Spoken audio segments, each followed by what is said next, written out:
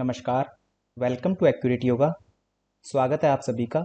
तो दोस्तों आज हम 2019 जून में जो हमारा एग्ज़ाम हुआ था 26 जून 2019 को यूजीसी नेट जेआरएफ योग विषय के अंतर्गत जो एग्ज़ाम हुआ है उसका हम पार्ट 1 करेंगे, जिसमें हम 1 से लेकर के 10 तक प्रश्नों को डीप में एनालिसिस करेंगे। तो दोस्तों ये प्रीवियस ईयर क्वेश्चन पेपर है। जब भी आप कोई एग्ज़ाम करते हैं या एग्जाम की तैयारी करते तो उससे पहले उसके प्रीवियस ईयर क्वेश्चंस को जरूर देखें, चाहे वो किसी भी लेवल का एग्जाम आप करने जा रहे हैं। प्रीवियस ईयर क्वेश्चन हमेशा ही नए एग्जाम की रीढ़ की हड्डी का कार्य करता है, क्योंकि हमेशा ही जो नए प्रश्न बनते हैं वो प्रीवियस ईयर क्वेश्चन पेपर को देख करके ही बनते हैं। तो इसलिए आपको प्रीवियस ईयर क्वेश्चन पेपर्स को डेप्थ में एनालिसिस करना आना चाहिए, एक एक बात का एक एक शब्द का पता होना चाहिए। तो इसी हिसाब से हम इस प्रश्न पत्र को करेंगे। तो इसमें दोस्तों क्वेश्चन की आईडी दी हुई है आपकी, अगर पीडीएफ है आपके पास तो उसको क्वेश्चन आईडी आप मिला करके तब इसमें मिलाएंगे प्रश्न को, क्योंकि आपके प्रश्न जो है आगे पीछे हो सकते हैं। तो दोस्तों यदि आप मुझसे जुड़ करके यूजीसी नेट जेआरएफ इन योगा की तैयारी करना चाहते हैं सिस्टमेटिक रूप से, तो आप कर सकते हैं, जुड़ सकते हैं। अब हम ज्यादा समय न व्यतीत करते हुए हम सीधा चलते हैं क्वेश्चन नंबर 1 पर। क्वेश्चन नंबर 1 सबसे पहले पूछा गया है कि योग कुंडली उपनिषद में सहित कुंभक के कितने भेद बताए गए हैं। तो दोस्तों योग कुंडली उपनिषद जो है एक योगोपनिषद है, जिसमें बताया गया है कि चित्त की चंचलता के दो कारण हैं। कहते एक तो वासना है और एक प्राण है। प्राण को वहां पर समीर भी कहा गया। समीर का मतलब होता है वायु, मतलब प्राण। कहते ये दोनों अगर वश में नहीं है आपके, वासना और प्राण, तो आपका चित्त चंचल रहेगा, जिसके कारण आपको पीड़ा मिलेगी, मीन्स मुक्ति नहीं हो सकती।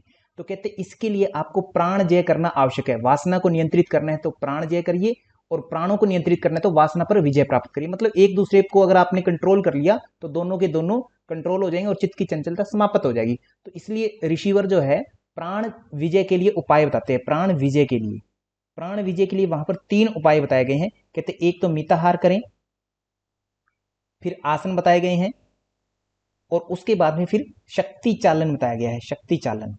अब दोस्तों यहीं से आपका प्रश्न बना हुआ है इनडायरेक्टली। शक्ति चालन के वहां पर 2 भेद हैं। एक तो सरस्वती चालन कहा गया, जिसमें आप कुंडलिनी चालन की बात करते हैं, सरस्वती चालन में कुंडलिनी चालन की बात करते हैं, सरस्वती चालन। और एक कहा गया है कि आपको प्राण निरोध करना है, प्राण निरोध, जिसे प्राण निरोध कहते हैं, मतलब एक तरह से कुंभक का अभ्यास करना है। और ये कुंभक जो है योग कुंडली उपनिषद में कितने बताए सर? 2 प्रकार से बताए हैं, एक सहित कुंभक, एक केवली कुंभक। केवली कुंभक वो होता है जिसमें केवल कुंभक लगता है, और सहित कुंभक सर वह है जिसमें 4 प्रकार के कुंभक बताए गए हैं। अब यहां से दोस्तों हमारा प्रश्न बनेगा, सहित कुंभक के कितने भेद है योग कुंडली उपनिषद के अनुसार? योग कुंडली उपनिषद के अनुसार सहित कुंभक के 4 भेद है, जिसमें सर्वप्रथम आपसे पूछा गया सूर्य भेदी होता है, दूसरा उज्जाई, तीसरा शीतली, चौथा भस्त्रिका। ये 4 जो है भेद बताए गए हैं कुंभक के। तो इन चारों को आप अच्छे से ध्यान में रखोगे, सहित कुंभक। तो यहां पर अब आपसे प्रश्न पूछा क्या गया था कि सहित कुंभक के कितने भेद है? तो 4 भेद है। तो आपका प्रश्न यहां से बन गया है। तो यहां पर दोस्तों आपको केवल मैं उत्तर दे सकता था कि योग कुंडली उपनिषद के 4 भेद है और नेक्स्ट प्रश्न कर देता, परंतु आपको डेप्थ में एक एक चीज का पता होना चाहिए। कल को प्रश्न आ गया कि योग उपनिषद में, योग कुंडली उपनिषद में प्राण विजय के कितने उपाय बताए गए? तो 3 है सर, मिताहार, आसन, शक्ति चालन। शक्ति चालन के कितने भेद है सर? सरस्वती चालन और कुंभक। या कुंभक को किसके अंतर्गत रखा गया है? शक्ति चालन के अंतर्गत। आसन कितने हैं वहां पर? 2 आसन बताए गए हैं। कौन कौन से हैं?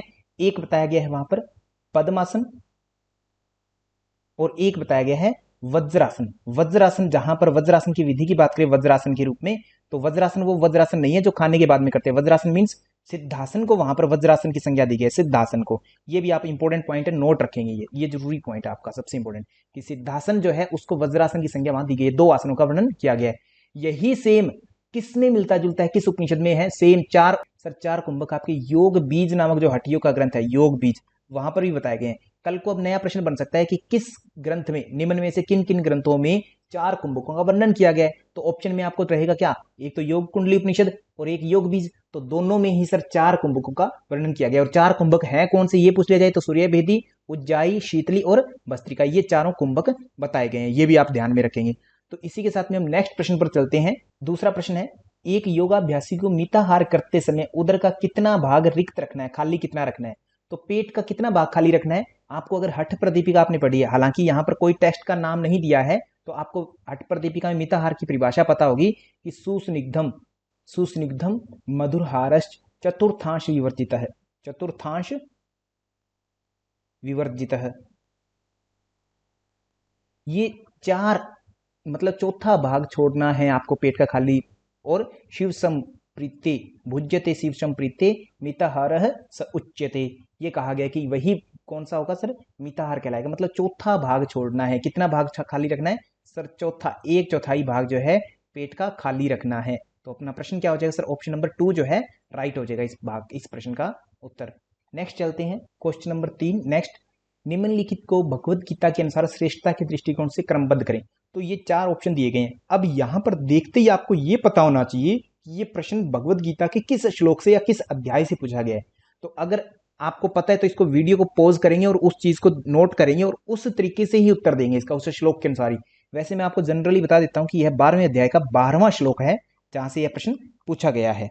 12वें अध्याय के 12वें श्लोक में कहा गया है, श्रेयो ही ज्ञानम अभ्यासात ज्ञानात् ध्यानम विशिष्यते ध्यानात् कर्म फल त्याग त्यागात् शांतिरनंतरम। इस श्लोक का अगर अर्थ हम करें तो कहा गया है कि अभ्यास से, श्रेयो ही ज्ञानम अभ्यासात, कहते अभ्यास से कौन श्रेष्ठ है? अभ्यास से सर ज्ञान श्रेष्ठ है। और ज्ञानात् ध्यानम विशिष्यते, ज्ञान से ध्यान विशेष है, ध्यान श्रेष्ठ है। और ध्यानात् कर्म फल त्याग है, ध्यान से कर्म फल का त्याग श्रेष्ठ माना गया है। तो इस प्रकार के श्रेष्ठता क्रम और कर्म फल त्याग से क्या होता है? शांति मिलती है, शांति मिलती है, कहते हैं शांति मिलती है। तो यहाँ पर आपको सीक्वेंस मिल गई है, तो इन सीक्वेंस को अरेंज करना है आपको कि कौन सा श्रेष्ठ है। श्रेष्ठता क्रम मैंने यहाँ पर घटते हुए क्रम में लिखा है कि आपका ये जो है कम श्रेष्ठ है, 1 नंबर ये कम श्रेष्ठ है अभ्यास, और ये सबसे ज्यादा श्रेष्ठ है, ये ध्यान रखें। कर्म फल त्याग जो है सबसे ज्यादा श्रेष्ठ है। तो इनकी अरेंजमेंट करिए अगर प्रश्न के अनुसार। ए क्या कहा गया? अभ्यास को ए कहा गया, ज्ञान को क्या कहा गया? बी, और ध्यान को क्या कहा गया? सी, और डी किसको कहा गया सर? कर्म फल त्याग, इसको डी बोला गया। तो ए बी सी डी आप देखिए, ए बी सी डी क्या आंसर है सर? है, बिल्कुल है। तो ए बी सी डी आपका राइट आंसर हो जाएगा इस प्रश्न का, ए बी सी डी आपका राइट आंसर हो जाएगा।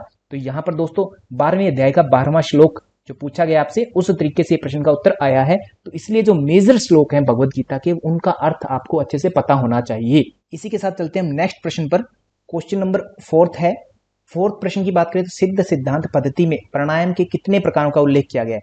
तो प्राणायाम कितने हैं सिद्ध सिद्धांत पद्धति में? सिद्ध सिद्धांत पद्धति में अगर देखें तो योग किस प्रकार का है सर? योग अष्टांग योग बताया गया। सिद्ध सिद्धांत पद्धति में अष्टांग योग बताया गया है, 8 अंग बताए गए, जो यम नियम आसन प्राणायाम प्रत्याहार धारणा ध्यान समाधि, वो सेम 8 अंग बताए गए। वहां पर प्राणायाम जो है कितने बताए गए? प्राणायाम जो है वहां 4 प्रकार से बताए गए, ये ध्यान रखेंगे, 4 प्रकार से। और 4 कौन से हैं वो भी ध्यान होना चाहिए आपको। एक तो रेचक नाम दिया है वहां पर, एक पूरक, एक कुंभक जिसको हम इस तरीके से जानते हैं, और एक दिया है संगठन, संगठक या संगठन जो है नाम दिया गया, जिसका मतलब होता है मेलन, मिलाना। मतलब तीनों चारों प्राण जो रेचक पूरक कुंभक है, इन तीनों को एक लय में कर देना, ना तो वो कुंभक लगे, न ही रेचक लगे, न ही पूरक लगे, तीनों को एक लय में कर देना, जिसको मेलन या संगठन कहते हैं, ये नाम दिया गया है। तो यहां पर कितने हो गए? 4 हो गए। प्राणायाम के 4 प्रकार हो गए हैं। तो 4 प्रकार आपको पता होना चाहिए। सिद्ध सिद्धांत पद्धति में प्राणायाम के कितने प्रकार बताए गए हैं सर? 4 प्रकार बताए गए हैं। नेक्स्ट आपको ये भी साथ में इसके पता होना चाहिए कि आसन कितने हैं सिद्ध सिद्धांत पद्धति में? तो आसन सर सिद्ध सिद्धांत पद्धति में 3 है। और 3 कौन कौन से हैं यहां से ध्यान रखोगे। सिद्ध सिद्धांत पद्धति, सिद्ध सिद्धांत पद्धति ऐसे नाम देते हो आप। तो से क्या हुआ? सिद्धासन। यहां पर जब दूसरा लिखोगे एसएसपी आप लिखते हैं, सिद्ध सिद्धांत पद्धति को कैसे लिखते हो? एसएसपी। तो पहला एस कैपिटल है सिद्धासन, दूसरा जो है एस छोटा हो गया, तो क्या हुआ? स्वस्तिक आसन, स्वस्तिक आसन। और तीसरा जो है पै से पद्मासन हो जाता है, पद्मासन हो जाता है। ठीक है, तो इस तरीके से आपको तीनों के बारे में अच्छे से पता होना चाहिए कि आसन 3 है। नेक्स्ट टाइम में पूछा जाएगा आपसे कि आसन कितने हैं। आज प्राणायाम पूछा, कल को आपसे आसन मांगेगा एग्जामिनर। तो उस तरीके से आपको पहले से अप्रोच आपके पास होनी चाहिए पूरे योग के अंगों की। इसके अलावा भी अष्टांग योग जो रिमेनिंग है उनके बारे में आपको अच्छे से पता होना चाहिए कि अष्टांग योग में क्या क्या शामिल है और किस किस रूप में वो शामिल है। तो इसी के साथ हम चलते हैं नेक्स्ट प्रश्न पर। नेक्स्ट प्रश्न है क्वेश्चन नंबर 5। महर्षि पतंजलि ने प्रच्छन्न विधारणाभ्याम व प्राणस्य सूत्र में किसका उपाय बताया है? तो यहां पर दोस्तों आपको उत्तर ढूंढना है। आपको पता होना चाहिए समाधि या ईश्वर प्राप्ति इसका कोई उपाय नहीं है। यह जो सूत्र है व्याधि आदि के बाद में आता है। जब व्याधि अंतराई बताई गई है, 9 अंतराई बताई है, व्याधि, सत्यान, संचय, प्रमाद, आलस्य, अविरति, भ्रांति, दर्शन, अलब्ध, भूमिकत्व, अनवस्थितत्व, चित्त विक्षेपास्ते अंतरायः, 9 अंतराय बताई गई है। और साथ में उनके क्या आते हैं सर, कहते हैं 5 जो उनके साथ में आते हैं, दुख, दोर्मनस्य, अंग, मेजत, श्वास, प्रश्वासा, विक्षेप, सहभुह, सहभुह जो आते हैं वो 5। उनके बाद में जो है ये हुआ 30 नंबर सूत्र, ये 31 नंबर सूत्र, और 32वां जो है तत्प्रतिषेधात्म एक तत्वाभ्यास है, और 33वां जो है मैत्री, करुणा, मुदितोपेक्षाणाम, सुख, दुख, पुण्य, पुण्यानाम, भावना, चित्त प्रसादनम। ठीक है, तो इस प्रकार से चित्त प्रसादन बताया, चित्त की प्रसादन के उपाय बताए। और फिर 34 नंबर प्रथम अध्याय का 34 नंबर सूत्र है, वो है ये प्रच्छन्न विधारणाभ्याम वा प्राणस्य। तो मतलब ये किसके लिए बताया गया, चित्त की स्थिरता की बात नहीं है वहां पर, चित्त शुद्धि के उपाय बताए गए वहां पर। समाधि की बात भी नहीं चल रही है महर्षि पतंजलि द्वारा, और ईश्वर प्राप्ति की बात तो बहुत पहले चलती है, 25वें सूत्र के आसपास चलती है, तो वहां भी नहीं है। तो मतलब इस प्रश्न का उत्तर क्या होना चाहिए, चित्त शुद्धि होना चाहिए। आपका राइट आंसर जो है चित्त शुद्धि होगा। इसका क्वेश्चन नंबर 5 का आंसर जो है ऑप्शन नंबर 2 आपका राइट आंसर हो जाएगा। तो इस तरीके से भी दोस्तों आपको प्रश्नों का उत्तर करना आना चाहिए। तो अब हम चलते हैं आगे। इसमें आपको यह भी पता हो कि अंतराई 9 है तो वो कौन सी है, सहभुह 5 है तो वो कौन से है। यहां से भी आपसे प्रश्न पूछा गया है बहुत बार, और आगे भी पूछा जाएगा, तो इसके लिए आप प्रिपेयर रहें, रेडी रहें। नेक्स्ट प्रश्न 6 नंबर प्रश्न है, नाद बिंदु उपनिषद के अनुसार ओंकार की कितनी मात्राएं बताई गई है। तो नाद बिंदु उपनिषद में ओंकार की 12 मात्राएं बताई गई है, ध्यान रखें 12 मात्राओं का वर्णन है। केवल मात्र एक उपनिषद है जिसमें 12 मात्राएं बताई गई है, नाद बिंदु उपनिषद में। यहां पर ओंकार को जो है, ओंकार को हंस से तुलना की गई है, हंस नामक पक्षी से तुलना की है, कहते हैं वो हंस के समान है ओंकार, और उसकी 12 मात्राएं बताई गई है। तो दोस्तों अब ये मैं आपको बात बताना चाहूंगा यहाँ पर कि ये जो प्रश्न है 2019 जून में आता है आपका, कि ओंकार की मात्राएं कितनी है। और नेक्स्ट टाइम में 2020 में आपसे प्रश्न पूछा जाता है कि ओंकार की पहली मात्रा कौन सी है, दूसरी मात्रा कौन सी है। तो इस कारण से आपको 12 की 12 मात्राओं को रटा हुआ होना चाहिए, कंठस्थ होना चाहिए कि कौन सी मात्रा कैसी है और किस मात्रा से क्या फल आता है। केवल नाम बता देता हूं आपको, घोषणी, विद्युन्मात्रा, पतंगिनी, वायुवेगिनी, नामधेया, इंद्री, वैष्णवी, शांकरी, महती, धृति, नारी और ब्राह्मी, ये 12 मात्राएं हैं नाद बिंदु उपनिषद के अनुसार ओंकार की। इनको क्रमशः आप रट लेंगे, उपनिषद में देख लेंगे, या फिर जो मैंने आपके लिए स्पेशल वीडियोस बनाई है, जो अगर जिस बच्चे ने कोर्स परचेज किया तो वहां पर इनको अच्छे से मैंने एक्सप्लेन किया हुआ है, तो वहां से आप इनको नोट कर लेंगे, रट लेंगे, क्योंकि आपसे पूछा गया है पहले भी और इन फ्यूचर फिर से रिपीट होंगी वो चीजें, तो आपको इनका पता होना चाहिए 12 मात्राओं का। तो ऑप्शन में क्या है आपका 12 दिया है सर, हाँ 12 दिया है, तो इट मीन्स हमारा 12 आंसर ऑप्शन नंबर 3 जो है राइट हो जाएगा। ओंकार की 12 मात्राएं नाद बिंदु उपनिषद में बताई गई है। कल को प्रश्न आ सकता है कि 12 मात्राएं ओंकार की किस उपनिषद में बताई गई है, तो उल्टा प्रश्न बन जाएगा, नाद बिंदु उपनिषद आ जाएगा फिर उत्तर में। तो आपको इस तरीके से पता होना चाहिए। फिर चलते हैं नेक्स्ट प्रश्न पर, क्वेश्चन नंबर 7, गेरंड संहिता के अनुसार बहिष्कृत धोती किसका प्रकार है। तो गेरंड संहिता में दोस्तों षट क्रियाएं बताई गई है, जिसमें एक धोती है। धोती के वहां पर काफी सारे प्रकार बताए गए। मुख्य रूप से अगर हम देखें तो धोती के 4 प्रकार हैं, 4 प्रकार है। पहली कौन सी सर, अंतः धोती है, अंतः धोती है। दूसरी दंत धोती है, दंत धोती। तीसरी बात करें तो हृदय धोती है, हृदय धोती। और चौथी जो है मूल शोधन है, जिसका कोई प्रकार नहीं है, मूल शोधन है। ठीक है, यहां से दोस्तों बहुत सारे प्रश्न आए हैं, तो इस चीज को आराम से अच्छे से नोट करेंगे और इसका हो सके तो स्क्रीनशॉट ले लेंगे और रट लेंगे इन चीजों को। अंतः धोती की बात करें तो यहां पर क्या क्या है सर, सबसे पहले वातसार, सीक्वेंस ही पता होना चाहिए, वातसार, फिर वारीसार, फिर वहनीसार, जिसे हम अग्निसार के नाम से भी जानते हैं, वहनीसार को, और फिर है लास्ट में बहिष्कृत, बहिष्कृत। ठीक है, उसके बाद में अगर बात करें दूसरी दंत धोती की, तो दंत धोती में बात करें तो दंत मूल, दंत मूल दंत धोती, और जिह्वा मूल दंत धोती, जिह्वा मूल दंत धोती। फिर है कपाल रंध्र और कर्ण रंध्र युग्मयो, कि एक बायां कर्ण रंध्र, एक बायां कर्ण रंध्र धोती, बाएं कान की सफाई, और एक दाएं कान की सफाई, दायां कर्ण रंध्र। तो इस प्रकार से दंत धोती जो है कितने प्रकार की हो जाती है वो भी आपको पता होना चाहिए। दंत धोती पूरे 5 प्रकार से हो जाती है, अंत्य धोती 4 प्रकार की है, और हृदय धोती 3 प्रकार से होती है। कौन कौन सी, दंड धोती, वमन धोती, दंड वमन और वाससा। तीसरा वर्ड यूज होता है वाससा, जिसका मतलब होता है वस्त्र धोती से, जिसका मतलब क्या है, वस्त्र धोती से। ये भी बताओ। मूल शोधन का कोई प्रकार नहीं बताया गया, यह मूल शोधन धोती जो है अपान वायु की क्रूरता को खत्म करने के लिए सबसे बेस्ट मानी जाती है। तो ये भी आप नोट रखेंगे, इंपॉर्टेंट पॉइंट है अपान की क्रूरता को नष्ट करने के लिए कौन सी धोती सबसे बेस्ट मानी गई है? मूल शोधन। यहां पर हमारा प्रश्न जो था, बहिष्कृत धोती किसका पार्ट है? बहिष्कृत धोती जो है अगर हम देखें तो अंतः धोती का एक पार्ट है, तो अंतः धोती हमारा ऑप्शन नंबर 3 में राइट हो जाएगा। तो यहां से हमारा सर नेक्स्ट प्रश्न पर चलते हैं 7 से। तो दोस्तों एक बात आपको मैं और बता देता हूं, बहुत सारे बच्चे जो होते हैं मेरे पास आते हैं, कोर्स ज्वाइन करना चाहते हैं, बट वो कहते हैं सर आपकी फीस बहुत ज्यादा है। तो देखो दोस्तों, फीस सच में क्वालिटी अगर जितनी ज्यादा होगी तो चीजों का जो मूल्य है बढ़ जाता है। आपने बहुत से ब्रांड देखे हैं, तो उनमें अगर जितनी ज्यादा क्वालिटी है कपड़ों में या किसी भी चीज में, खाने पीने में, रेस्टोरेंट में गए होंगे, एक छोटे रेस्टोरेंट में सर आपको 20-30 रुपए की थाली भी मिलती है, बड़े से बड़े रेस्टोरेंट में सर 1-1 लाख 2-2 लाख रुपए की भी थाली मिलती है। क्वालिटी का अंतर आता है सर, भोजन वही है, पेट वही है, जठराग्नि वही है, परंतु क्वालिटी में अंतर आता है। आप लोग क्या करते हैं फिर, फीस ज्यादा होने के कारण कोई और छोटा मोटा जो आपको 500 रुपए में, 1000 रुपए में कोई सेल कर रहा है, तो उसको आप ज्वाइन कर लेते हो। उससे नुकसान आपका है दोस्तों। आज आप 1000 रुपए दे दोगे, आपका बाई चांस मान लीजिए वहां पर पढ़ करके नेट भी हो गया या जेआरएफ भी हो गया, बट आपको अगर नॉलेज नहीं मिली है तो आपकी जॉब जाओगे जब जॉब में और इंटरव्यू आप क्रैक नहीं कर पाओगे, तो क्या फायदा है फिर उस 1000 रुपए लगाएगा? आपको जिंदगी भर उसका पछतावा रहेगा। तो इसलिए मैं आपको कहता हूं कि फीस बेशक ज्यादा है, परंतु आप इसी ज्वाइन करोगे एक्यूरेट योगा को, तो आपको टू द पॉइंट एक एक चीज आपकी क्लियर हो जाएगी, और जीवन में फिर आपको दोबारा जो है कहीं भी फीस पे नहीं करनी पड़ेगी। आपकी जॉब हो या कहीं भी हो, आपका कोई भी इंटरव्यू हो, आप आराम से क्रैक कर दोगे जब आपको इतनी डेप्थ में टू द पॉइंट नॉलेज पता होगी। तो इसलिए सस्ता नहीं, बेस्ट अगर आपको लगता है तो चुनिए।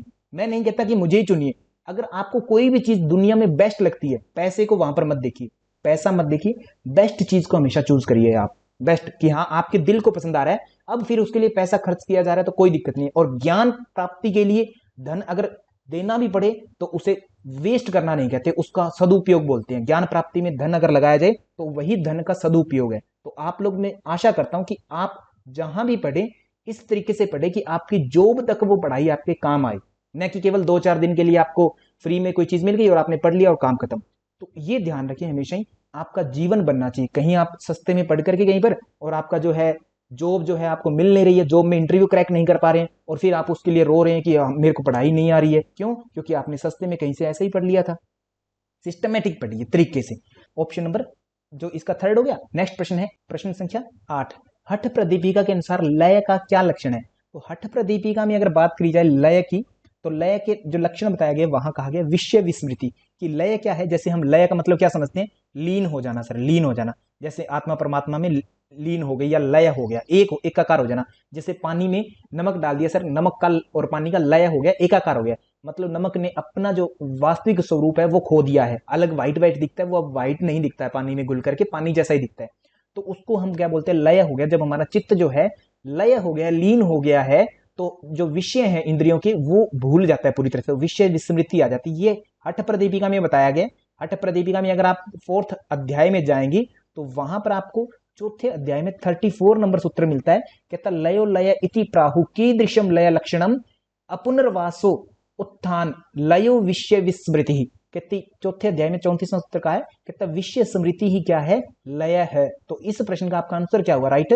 ऑप्शन नंबर 4 जो है राइट आंसर हो जाएगा हठ प्रदीपिका के अनुसार। या किसी भी बुक में आप देखें लय, तो लय का मतलब सर यही है, विषय को विस्मृत कर देना ही लय कहलाता है। और लय किसका होता है सर? चित्त का होता है। और कहां पर होता है? चित्त, अथवा जिसको हम मन बोलते हैं, हठ योग में मन भी बोला गया है चित्त को। तो मन जो है जहां पर भी लग जाए, कहते हैं वही उसका लय माना जाता है। जहां भी किसी भी जगह पर लग गया तो वही उसका लय माना जाता है। तो इसके आगे चलते हैं हम नेक्स्ट प्रश्न पर। प्रश्न संख्या 9। नीचे 2 कथन दिए गए हैं, जिनमें से एक अभिकथन ए और दूसरा जो है आर है। यहां पर ए और आर असर्शन रीजनिंग का प्रश्न है। समाधि प्राप्ति में सिद्धियां विघ्न है सर, बिल्कुल कहा गया है योग सूत्र में, ते समाधा उपसर्गा। कहते वो जो सिद्धियां प्राप्त होती हैं उनको हम बाधक मानते हैं समाधि की अवस्था में। मान लीजिए आप योगाभ्यास करते हैं और कुछ चीजें आपने पा ली हैं, तो उससे सिद्धियां आ जाती है कुछ, तो उससे समाधि से लगने से पहले सिद्धियां आती है, तो उनका अगर आप दुरुपयोग करोगे तो आपकी समाधि नहीं लगेगी। तो मतलब वो विघ्न का कार्य करती हैं। और अगर उनको हम समाधि के रूप में प्रयोग करें, उन शक्तियों का हम समाधि के लिए सदुपयोग करेंगे, तो सर वो हमारे लिए फायदेमंद होती है। अदरवाइज उसका दुरुपयोग किया गया तो वो विघ्न है। ये बात सर बिल्कुल सही है। और दूसरा रीजन दिया गया क्योंकि समाधि प्राप्ति में सिद्धियां विघ्न है, इसलिए देवता भी अगर आपको बुलाएं, है ना, देवताओं के आमंत्रण पर भी योगी को साधना नहीं छोड़नी चाहिए, छोड़ करके भोगों की ओर आसक्त नहीं होना चाहिए। इसीलिए है ना विघ्न है, क्योंकि इसीलिए जो है देवता लोग कहे ना, जैसे उर्वशी मेनका रंभा आती थी ऋषियों के पास में उनकी साधना ध्यान भंग करने के लिए, तो भी उनको जो है विषयों में भंग नहीं होना। क्यों?